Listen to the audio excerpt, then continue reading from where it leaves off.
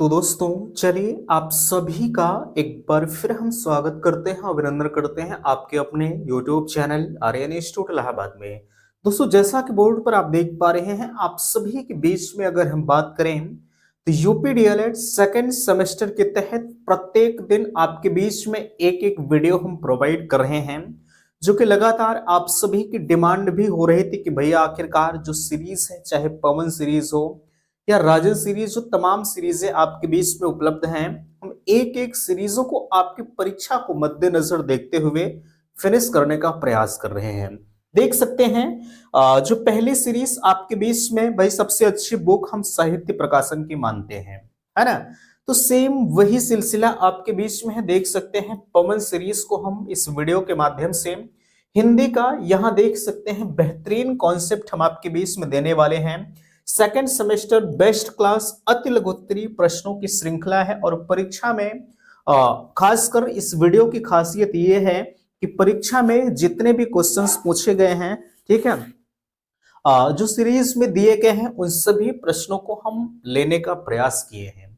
मैं एक निवेदन आप सभी से करना चाहूंगा कि प्लीज आप सभी का फीडबैक मुझे नहीं मिलता, प्लीज आप सब अपना फीडबैक मुझे अवश्य दीजिएगा कि हाँ, चैनल के माध्यम से जो भी वीडियोस हमारे लिए प्रोवाइड की जा रही हैं वो हमारे लिए बेस्ट हो रही है या नहीं हो रही हैं, उसका भी फीडबैक आप दीजिएगा। ये कोई मानी बात नहीं है, ठीक है, कि आपको चीजें समझ में ही आए, है ना। हालांकि मैं अपने तरफ से भरसक प्रयास कर रहा हूं कि चीजों जो दी जाए आपके लिए बेस्ट हो, लेकिन आपके सोचने समझने का तरीका भी भाई थोड़ा सा अलग होगा, है ना। मेरे समझाने का तरीका आपसे अलग हो सकता है, आप इसके बारे में बताइएगा। भाई हर तरह की जो चीजें होती हैं भाई आपको नहीं समझ में आ रहा जिस तरीके से चल रहा है, मैं और तरीकों में परिवर्तन करने का प्रयास करूंगा। मेरे कहने का सेंस ये था, ठीक है, चलेगा। यहाँ देखिए सबसे पहले जो है प्रश्नों की श्रृंखला आपके बीच में है। देख सकते हैं सबसे ऊपर लिखा भी जा रहा है कि अति लघुत्तरीय प्रश्न। पहला क्वेश्चन आपके बीच में कहा जा रहा है कहानी का महत्व लिखिए। भाई हमारे आपके दैनिक जीवन में कहानी की बड़ी उपयोगिता होती है। हम आप छोटे बच्चों को कहानी के माध्यम से बेहतर चीजों को सिखाने का प्रयास करते हैं, ठीक है, और ये कोशिश भी होती है कि बच्चों को जो है कहानी के माध्यम से जो है सारी चीजें बेहतर तरीके से समझाई जाए, है ना। लेकिन यहाँ ध्यान दीजिएगा और भी आपके बीच में चीजें दी जा रही हैं। कहा जा रहा है कि कहानी से, इसका आंसर होगा कहानी से ज्ञान की वृद्धि होती है। हम आप छोटे बच्चे होते हैं, छोटे बच्चों को किसी भी चीज को सिखाने के लिए बच्चे जब कहते हैं कि भैया जो भी आप लगते होंगे एक कहानी हमें सुनाई, आप उसे जो है उसके ज्ञान में वृद्धि करने वाली कहानी, चाहे आप बनाकर ही कहानी क्यों ना सुनाए, वो अलग का मामला है। लेकिन हम आप एक कहानी का रूप धारण करते हैं कि भाई ऐसे ये था, यहाँ ऐसे गया, यहाँ ये हो गया, ठीक है। यानी उसको जो अच्छी लगती है वो कहता है कि नहीं हमें शेर वाली कहानी सुनाइए, बाघ वाली कहानी, ठीक है। वो बच्चे के ऊपर डिपेंड करता है, हम आप उसी को कोरिलेट करते हुए कहानी को सुनाते हैं।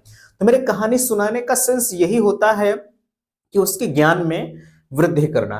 देख सकते हैं ज्ञान में वृद्धि होती है, विद्यार्थियों का सर्वांगीण विकास होता है, ठीक है। सर्वांगीण विकास कल्पना शक्ति का विकास होता है। कल्पना शक्ति, सर्वांगीण विकास का मतलब यह है कि बच्चे का हर स्तर से विकास हो, ठीक है, चाहे उसका मानसिक डेवलपमेंट हो, शारीरिक डेवलपमेंट हो, हर तरह का डेवलपमेंट होना चाहिए कहानी से, ठीक है। और यहां कल्पना शक्ति, आपने कहा कि उस जंगल में शेर रहता था, ठीक है, शेर जब दौड़ता था तो लोग वहां से भाग जाते थे, ठीक है, तो शेर से लोग डरते थे। वो उसके अंदर ये कल्पना शक्ति यानी सोचने समझने की क्षमता जो वो सोचेगा कि आपसे जरूर ये क्वेश्चन करेगा कि नहीं आखिरकार शेर दौड़ता था तो लोग क्यों भाग जाते थे, है ना।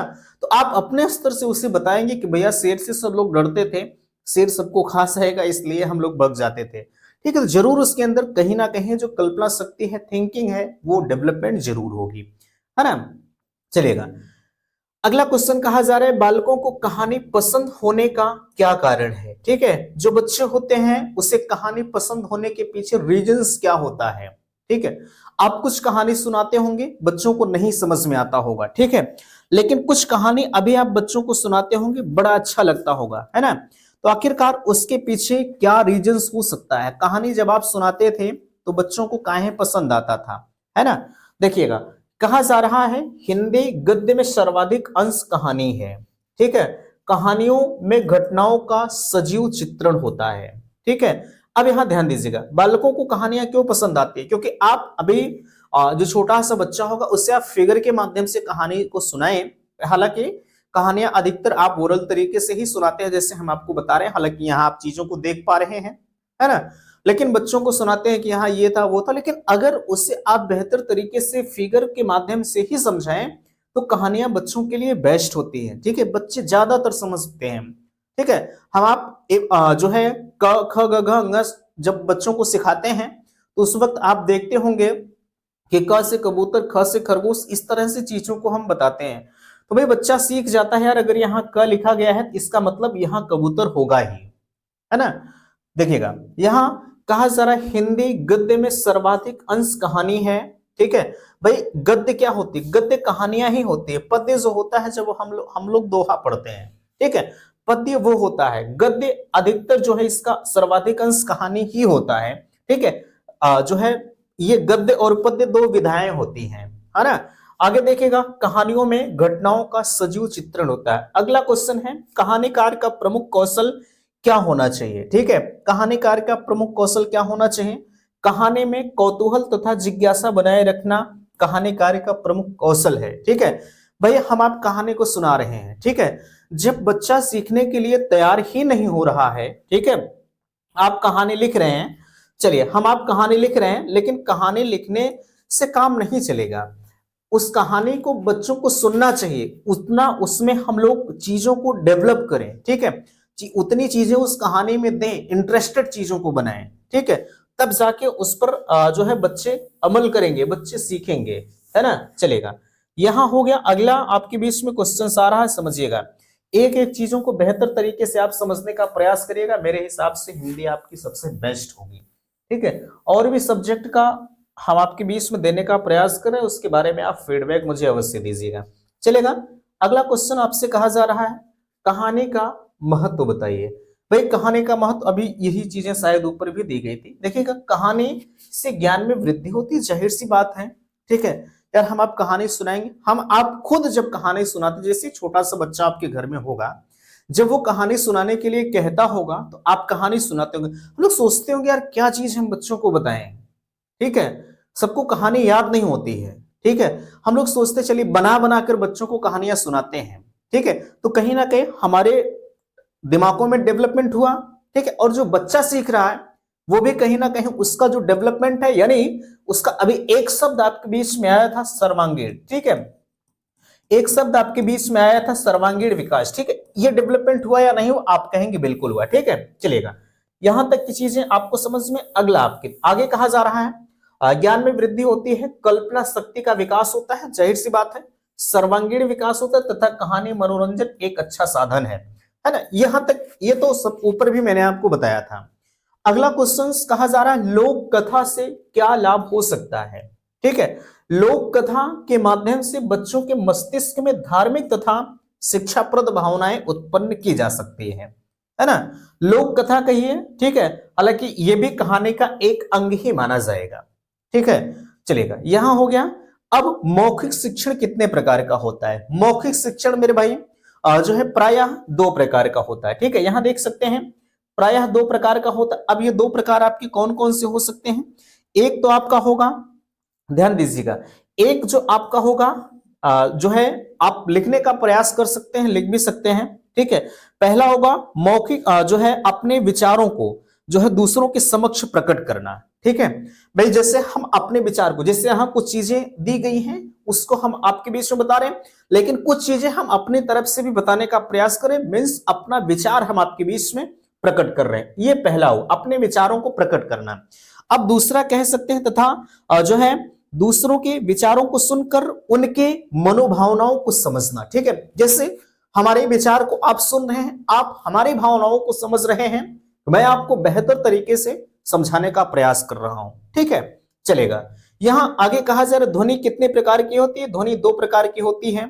ठीक है, एक आप कह सकते हैं सार्थक ध्वनि होगी, एक निरर्थक ध्वनि होगी। ठीक है, चलेगा, अगला क्वेश्चन आपके बीच में आ रहा है, ध्यान दीजिएगा। ठीक है, ओहो, देखिएगा, हाँ, अगला क्वेश्चन आपसे कहा जा रहा है, चलिएगा, देखिए आप खुद से देखिएगा, हम जब तक इरेज करें, ठीक है, तब तक भाई आप खुद से क्वेश्चन को पढ़कर आंसर को देख लिया करें, ठीक है, ताकि हम आपको बताएं तो आप बेहतर तरीके से समझ पाए। अगला क्वेश्चन कहा जा रहा है, ठीक है, शब्द किसे कहते हैं? अपने भावों को दूसरे तक जो है प्रसारित करने के लिए ध्वनि प्रतीकों का उपयोग करना पड़ता है। इस ध्वनि के मेल को हम शब्द कहते हैं, ठीक है। जैसे हम कुछ चीजों को अपने आप स्वयं आपको बता रहे हैं, यहां तो चीजें लिखी गई हैं, है ना, लेकिन हम कुछ चीजों को आपके बीच में ओरल तरीके से बता रहे हैं, ठीक है। हम जो चीजें बता रहे हैं वो आप लिख लीजिए, वही शब्द है, ठीक है। कहा जा रहा है अपने भावों को दूसरों तक प्रसारित करने के लिए ध्वनि प्रतीकों का उपयोग करना पड़ता है। इस ध्वनि के मेल को हम शब्द कहते हैं। अगला क्वेश्चन कहा जा रहा है गतिविधियों पर आधारित शिक्षण से क्या आशय है? गतिविधि पर आधारित, यानी देख सकते हैं इसका आंसर है शिक्षण कार्य में वही विधि उपयोगी मानी जाती है जिसमें शिक्षण विद्यार्थी, ठीक है, शिक्षण विद्यार्थी दोनों ही क्रियाशील होते हैं। मुझे बताओ, ठीक है, जैसे हम कोई चीज आपको पढ़ा रहे हैं, ठीक है, और आप पढ़ रहे हैं, चलिए हम पढ़ाने वाला ही निष्क्रिय हो जाए और पढ़ने वाला सक्रिय रहे तो क्या शिक्षण की प्रक्रिया कंप्लीट हो गई? नो, ठीक है, हमें और आपको दोनों को सक्रिय रहना होगा, ठीक है। गतिविधि आधारित शिक्षण का आशय यह है कि शिक्षण कार्य में वही विधि उपयोगी मानी जाती है जिसमें शिक्षण और विद्यार्थी दोनों ही क्रियाशील होते हैं। अगर कोई एक निष्क्रिय हो गया तो मेरे भाई शिक्षण का जो कार्य है वो नहीं हो पाएगा, ठीक है, चलेगा।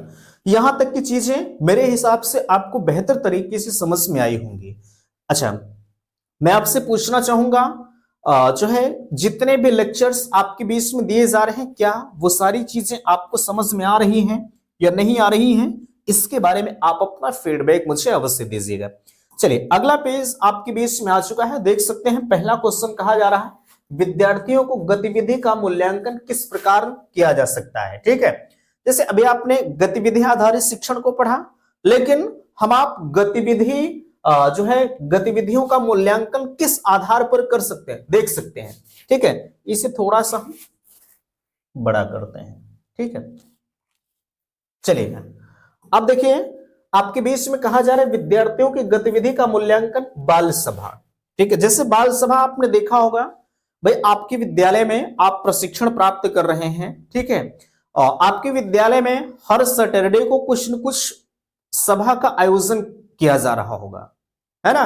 और आप मेरे हिसाब से अगर आपके अंदर एक टीचर्स की क्वालिटी है तो आप पर डे उस बाल सभा में भाग लेते होंगे, ठीक है। नहीं तो लोग होते क्या है कि दपक कर बैठ जाते हैं कि नहीं हम कहीं हमारा नंबर ना आ जाए, ठीक है। तो ऐसा मत करिए, आपको टीचर बनना है, आपको कितने लोगों के बीच में जाना है, पढ़ाना है, सब कुछ करना है। अगर आप इस तरह से दपक कर बैठेंगे तो सोचिए क्या होगा यार, ठीक है। हालांकि हम वो चर्चा नहीं कर रहे हैं, है ना। कहा जा रहा है विद्यार्थियों को गतिविधि का मूल्यांकन बाल सभा विद्यालय की पत्रिका, तमाम विद्यालयों की पत्रिकाएं जो है प्रकाशित की जाती हैं। वाद विवाद प्रतियोगिता, ठीक है, अंत्याक्षरी प्रतियोगिता, वार्षिकोत्सव तथा अन्य समारोहों की भागीदारी व उपलब्धि द्वारा मूल्यांकन किया जाता है। गतिविधि, भाई जब ये सब कार्यक्रम हम आयोजित ही नहीं करेंगे तो हम बच्चों की जो गतिविधि आधारित मूल्यांकन है हम नहीं कर पाएंगे, है ना। तो ये सब चीजें करना पड़ता है, ठीक है। जब आप टीचिंग पर जाते होंगे, ठीक है, हालांकि ये प्राथमिक विद्यालय वाले जूनियर वाले कराते हैं या नहीं कराते हैं वो अलग का मामला, लेकिन अगर आप टीचिंग पर जा रहे हैं, ठीक है, तो आपका भी ये उद्देश्य बनता है मेरे यार कि आप जरूर से जो है बच्चों के बीच में, ठीक है, हर सैटरडे को कम से कम ये कार्यक्रम आयोजित करें। कम से कम आप 30 दिन रहते हैं तो ये काम तो कर ही सकते हैं, है ना। चलेगा, ये हो गया। गद्य और पद्य में अंतर बताइए, सबसे आसान क्वेश्चन है, ठीक है। ये सब अभी तक मैंने जितना चीजें आपको बताया आप ओरल तरीके से खुद भी लिख सकते हैं, ठीक है, मुझे बताने की जरूरत नहीं पड़ेगी, लेकिन फिर भी चीजें हैं मैं आपको बताऊंगा, है ना। कहा जा रहा है गद्य एवं पद्य में अंतर क्या है? पद्य में गति व लय की विशेष भूमिका होती है, ठीक है, किसमें? पद्य में। जैसे अभी आप एक दोहा पढ़ रहे हैं, ऐसा नहीं कि आप दोहा शुरुआत कैसे करेंगे, उतार कहीं जाके दे देंगे, ठीक है, फिर नीचे कहीं करेंगे। इसमें सारी चीजों को किस तरह से कहां कैसे पढ़ना वो डिसाइड होता है। अभी आप एक गाना गा रहे हैं, है ना, गाना को हम पद्य गद्य की तरह थोड़ी ना पढ़ेंगे। ठीक है, ये हो गया। विशेष भूमिका होती है जबकि गद्य में लय का कोई उपयोग नहीं होता। जैसे हम आपको क्या कर रहे हैं, ये सारी चीजें हम गद्य की तरह ही बता रहे हैं। अगर पद्य होता तो हम गा गा के आपको चीजों को बताते, है ना। अब कहा जा रहा है रचना, पद्य में रचना छंदबद्ध तथा छंदयुक्त होती है, जबकि पद्य में छंद का कोई उपयोग नहीं होता है। छंद क्या होता है अभी आपके सिलेबस में नहीं रखा होगा। ठीक है, हालांकि सिलेबस तो मैंने शायद चीजें थोड़ा बहुत रखा गया है ना। अगर होगा तो मैं आपको बताऊंगा, क्लियर मैं आपको बता रहा हूं। ठीक है, चलेगा, ये हो गया। अब गद्य का, अब यहां मेरे यार आपने गद्य और पद्य के बारे में समझ लिया, तो यहां गद्य का अर्थ लिखिए। अब मेरे हिसाब से अगर ये लाइन आपने समझ लिया तो ये तो 100% आपको समझ में आ ही गया होगा।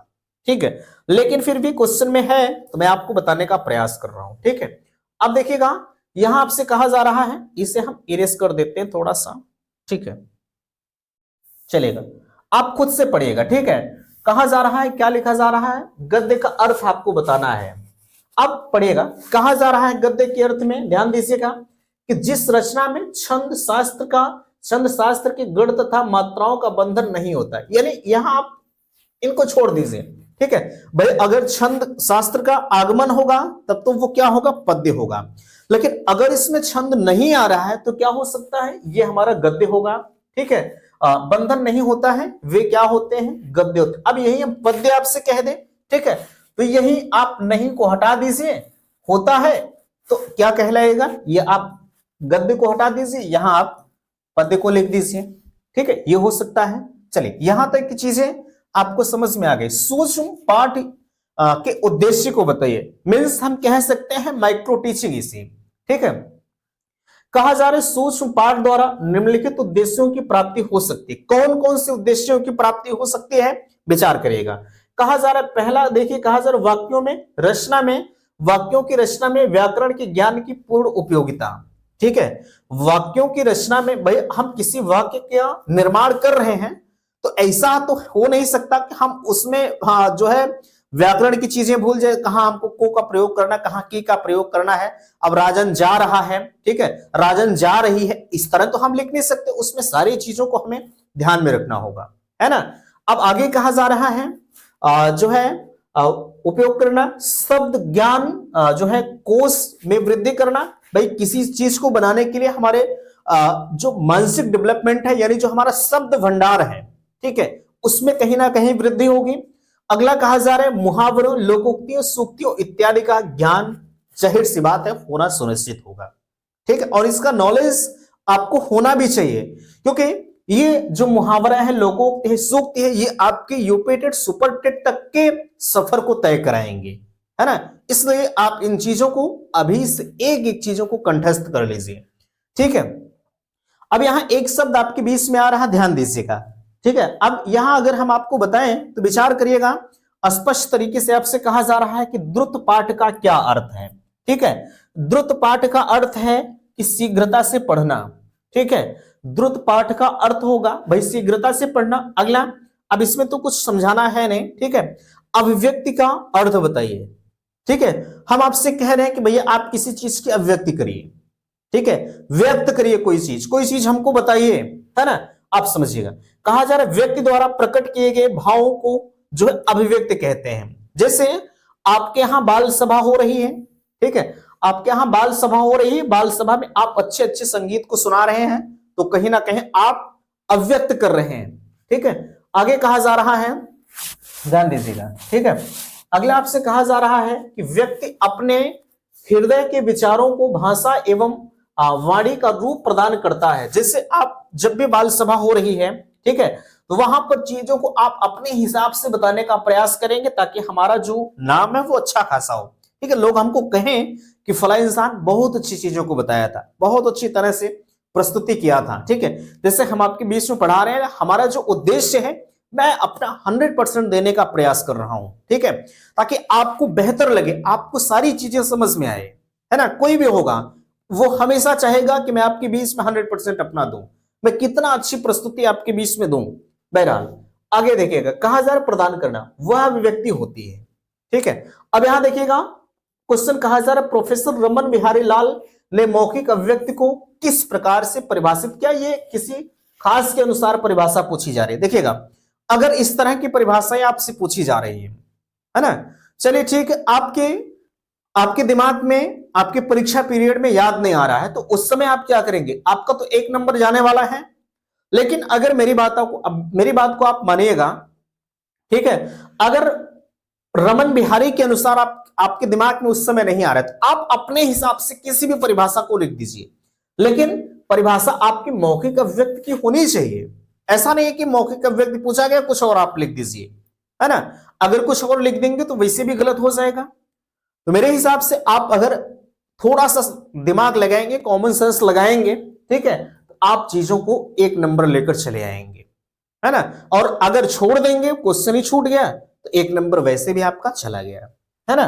चलेगा, यहां तक उम्मीद करते हैं कि आपको समझ में आ गया होगा। इसका आंसर कहा जा रहा है प्रोफेसर रमन बिहारी लाल के अनुसार मानव अपने हृदय के भाव को जो है प्रकट करने के लिए जिस ध्वन्यात्मक संकेत साधन का प्रयोग करता है उसकी मौखिक अभिव्यक्ति कहते हैं। ठीक है, यानी मौखिक ओरल आप कह सकते हैं, है ना। चलिए, यहां तक की चीजें आप समझ गए। मौखिक अभिव्यक्ति के साधन कौन कौन से हो सकते हैं, ठीक है। जैसे आपके यहां वाइवा होता होगा, ठीक है, आप पहले सेमेस्टर को बीट करके आए हैं, सेकंड सेमेस्टर में आप पढ़ाई कर रहे हैं। जब आपके बीच में आपका वाइवा होता हुआ होगा तो उस समय आपके सामने भाई अगर कोटा पूर्ति होगी तब तो अलग का मामला है, लेकिन अगर रियलिटी में वाइवा हो, ठीक है, तो आप एग्जामिनर के सामने बैठेंगे कि भैया चलिए अब मुझे आप एक एक चीजों को बताइए। पूछेगा कि मौखिक अभिव्यक्ति क्या होती है, ठीक है, कहानी हम किसे कहेंगे, एक एक वो मौखिक अभिव्यक्ति ही हुई। देखिएगा मौखिक अभिव्यक्ति के साधन क्या हो सकते हैं, विचार विमर्श हो सकता है, जैसे हम आप बात कर रहे हैं यार हमारा एग्जाम कब होगा, आप हमारे सामने बैठे हैं, ठीक है, आप हमसे बात कर रहे हैं कि भैया हमारा एग्जाम कब तक हो सकता है। हमने कहा आपका एग्जाम जो है जनवरी में हो सकता है। आपने पूछा यार जनवरी में तो एग्जाम हो सकता है लेकिन कुंभ वगैरह चल रहा है, हो सकता है जनवरी में डिले हो जाए, ठीक है। हाँ, ये हमारा आपका जो विचार विमर्श हो रहा है ये कहीं ना कहीं मौखिक अभिव्यक्ति का रूप दे रहा है ना। वार्तालाप, वाद विवाद, चर्चा पर चर्चा, कविता पाठ, भाषण, व्याख्यान, कहानी, कथन इत्यादि मौखिक अभिव्यक्ति के साधन हो सकते हैं। ठीक है, चलेगा, यहां तक उम्मीद करते हैं कि आप समझ गए होंगे। अगला क्वेश्चन आपके बीच में आ रहा है, ध्यान दीजिएगा, ठीक है। अगर इस क्वेश्चन की हम बात करें तो विचार करिएगा। ये तो हो गया, साधन बताइए, ठीक है। अब लिखित अभिव्यक्ति के साधन बताइए। अभी आपके बीच में मौखिक अभिव्यक्ति से इसका उल्टा आप कर दीजिए, ठीक है। जैसे हम आपके बीच में जिस चीजों पर विचार विमर्श कर रहे हैं, ठीक है, आप उसी चीज का रूप धारण लिखित रूप में दे दीजिए, ठीक है। हमने आपसे कहा कि भैया चलिए आप कहानी की उपयोगिता बताइए, ठीक है, तो आप ओरल मुझे बता सकते हैं क्योंकि आपने पढ़ा है, ठीक है। और हम कह दिए चलिए हमें मौखिक रूप से नहीं जानना है, हमको आप लिखित रूप से बताइए, तो वही हमारा क्या हो जाएगा, लिखित रूप, लिखित अभिव्यक्ति हो जाएगा। कहा जा रहा है सार लेखन है, पत्र लेखन है, निबंध है, आत्मकथा है, कहानी लेखन है, नाटक लेखन, कविता लेखन, स्मरण लेखन, विवरण, आख्या लेखन इत्यादि हमारे किसके अंतर्गत आएंगे, वो लिखित अभिव्यक्ति के अंतर्गत आएगा। चलिए, यहां तक आपको उम्मीद करते हैं कि समझ में आ गया होगा। चलिए, यहां तक उम्मीद करते हैं कि आप समझ गए होंगे। अगला क्वेश्चन आपके बीच में आ रहा है कि अक्षर का अर्थ लिखिए। न क्षरति इति अक्षरः, ठीक है, ये तो संस्कृत में आपका डेफिनेशन होगा, देख सकते हैं। यानी अगर आपको कुछ नहीं आ रहा है तो आप डायरेक्टली लिख सकते हैं जिसका क्षरण ना हो उसे हम अक्षर कहेंगे। ये इतनी बड़ी परिभाषा आप छोड़िए यार, ठीक है, लेकिन दिया गया है तो आप इसको भी देख लीजिए, ठीक है। कहा जा रहा है जो नाशवान ना हो, ठीक है, उसे अक्षर कहेंगे। अब देखिएगा क्षर का अर्थ है नाश होना तथा अ का अर्थ है नहीं। किसी भी अक्षर का नाश नहीं होता है, अक्षर मिलकर शब्द का रूप देते हैं। यानी आप इनको छोड़िए, जो नाशवान ना हो, ठीक है, यानी जिसका क्षरण ना हो उसे हम अक्षर कहेंगे। आप इनको भी देख लीजिएगा, अगर 2 नंबर में आ रहा है मेरे दोस्त, तो इस तरह से परिभाषा, क्षर का अर्थ है नाश होना और तथा अ का अर्थ है नहीं, ये सब सारी चीजें आप लिखेंगे तो आपको 2 नंबर देकर जाएगा, है ना। और आप जिसका जो नाशवान ना हो, वार करके आप लिख दीजिए, ठीक है, वार करके लिख दीजिए। कि जिसका क्षरण ना हो उससे हम अक्षर कहेंगे। ठीक है, यानी एक परिभाषा को आप कई रूप में लिख सकते हैं। ठीक है, चलेगा। अब लास्ट आपके बीच में पेज ओपन हो रहा है, इसको भी थोड़ा सा आप मुझे बताइएगा कि भैया क्या चीजें आपको समझ में आई हैं या नहीं आई हैं। यार जब आप बताते हैं तो थोड़ा सा हमें अच्छा लगता है कि हाँ मैं आपको बेहतर तरीके से समझा रहा हूं। ठीक है, अब वर्ड किसे कहेंगे, देखिएगा अभी आपने क्या चीज देखा था, ध्यान दीजिएगा। अभी आपने पढ़ा था सबसे लास्ट में अक्षर का अर्थ क्या है। ठीक है, अक्षर के बारे में पढ़ा। अब यहां देख सकते हैं आपके बीच वर्ड आया है। अक्षर के समूह का दूसरा नाम वर्ड है। अक्षर के समूह जो है दो वर्गों में विभक्त होते हैं, एक तो आपका स्वर है, एक आपका व्यंजन है। ठीक है, स्वर व्यंजन के बारे में हम पूरा विस्तृत आपको पढ़ाएंगे, आपको परेशान नहीं होना है। ठीक है, अब यहां अक्षर के समूह का दूसरा नाम क्या है, जो वर्ड है। ठीक है, वर्ड अक्षर के समूह को दो वर्गों में हम विभाजित करते हैं, पहला स्वर दूसरा व्यंजन है। ठीक है, तो शब्द की व्याख्या कीजिए, शब्द हम किसे कहेंगे। ठीक है, तो कहा जा रहा है व्यक्ति के विचारों के प्रतीक के रूप में, ठीक है, उच्चारित की जाने वाली ध्वनियों के समूह को हम या संकेतों को शब्द कहेंगे। ठीक है, चलिए यहां तक की चीजें मेरे हिसाब से आपको बेहतर तरीके से यार समझ में आए होंगे। बट अगर कहीं भी किसी भी प्रकार की आपको दिक्कत हो रही है, ठीक है, तो आप मुझसे जरूर बताइएगा, है ना। वैसे अगर ये शब्द इत्यादि के बारे में और विस्तृत नॉलेज आपको चाहिए तो भी आप मुझे कमेंट करके बताइएगा। ये तो बिल्कुल सतही तरीके से आपको हम ले चल रहे हैं, क्योंकि क्वेश्चन का आंसर आपके बीच में दिया गया, ओरल तरीके से जान लीजिए आप पढ़ रहे हैं। ठीक है, चलिए अब देखिएगा शब्द कितने प्रकार के होते हैं। एक तो आपका ध्वन्यात्मक शब्द है, एक आपका वर्णात्मक शब्द है। ठीक है, अब ऊपर हम आपको ले चले, देखिएगा कहा जा रहा है वाक्य कितने प्रकार के होते हैं। वाक्य आपके तीन प्रकार के, सरल वाक्य है, मिश्रित वाक्य है, संयुक्त वाक्य है। ये सब मोस्ट इंपॉर्टेंट चीजें हैं। ठीक है, आपको विस्तृत रूप से पढ़ने की जरूरत है, लेकिन अभी हम आपको सिर्फ एक नंबर में बता रहे हैं, तो एक नंबर के लिए सबसे बेस्ट ऑप्शन है, इसी तरह से आप पढ़िए। ठीक है, बाकी हम जानते हैं सरल वाक्य क्या होता है, आप जानने का जरूर प्रयास करेंगे। मिश्रित वाक्य क्या होता है आप जरूर जानना चाहेंगे। संयुक्त वाक्य क्या होता है आप जरूर जानना चाहेंगे। आपको परेशान नहीं होना है, हर चीज के बारे में मैं आपको बताऊंगा, लेकिन धीरे धीरे करके। ठीक है, चलेगा। उपसर्ग का अर्थ बताते हुए कोई चार उदाहरण दीजिए। उपसर्ग, एक उपसर्ग होता है, एक प्रत्यय होता है। ठीक है, एक उपसर्ग होता है, उपसर्ग पहले जुड़ता है, प्रत्यय बाद में जुड़ता है। कोई शब्द है और उसके आगे अगर हम उपसर्ग को जोड़ देते हैं तो उसके अर्थ में कहीं ना कहीं परिवर्तन हो जाता है। ठीक है, और उपसर्ग पहले जुड़ता है। ठीक है, देखिएगा शब्दांश का कोई अक्षर जो है किसी शब्द के आरंभ में जुड़कर उसके अर्थ में परिवर्तित कर दे अथवा अर्थ में विशेषता उत्पन्न कर दे, उससे हम उपसर्ग कहते हैं। जैसे यहां मर लिखा गया है, ठीक है, जैसे यहां मर लिखा गया है, ठीक है, अगर इसमें हम आ को जोड़ दे तो क्या हो जाएगा, अमर हो जाएगा। अर्थ में परिवर्तन हुआ या नहीं हुआ, आप कहेंगे बिल्कुल हुआ। यहां लिखा गया है, देखिए अति, ये आपका उपसर्ग है, ये आपका क्रमण है। ठीक है, इसका अगर इसको हम टोटल मिलाकर कहें तो अतिक्रमण होगा। देखिएगा ये नैतिक है। ठीक है, लोग कह रहे हैं बड़े नैतिक कार्य को कर रहे हैं, लेकिन अगर यही हम अ को जोड़ दे रहे हैं तो ये अनैतिक हो जाएगा।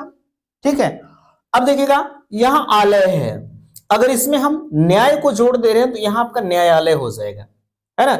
अब यहां आपने उपसर्ग पढ़ा, नीचे देख सकते हैं प्रत्यय भी दिया गया है, प्रत्यय को भी आप लगे हाथ पढ़ लीजिए।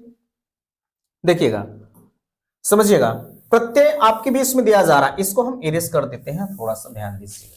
ठीक है, चलिएगा